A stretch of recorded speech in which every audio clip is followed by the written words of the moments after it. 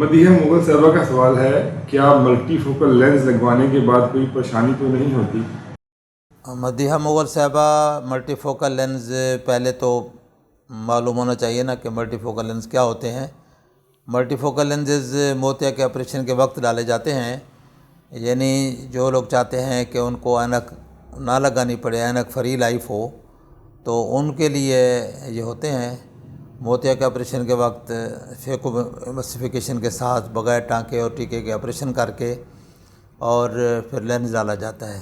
اس میں دو قسم کے لینز ہوتے ہیں، ایک مونوفوکل ہوتے ہیں جس میں دور یا نزدیک کا صاف ہوتا ہے، دوسرے ملٹی فوکل ہیں جس میں دور، نزدیک اور درمیانے فاصلوں کو کور کیا جاتا ہے اور اس میں اینک فری عام طور پر ہو جاتا ہے انسان۔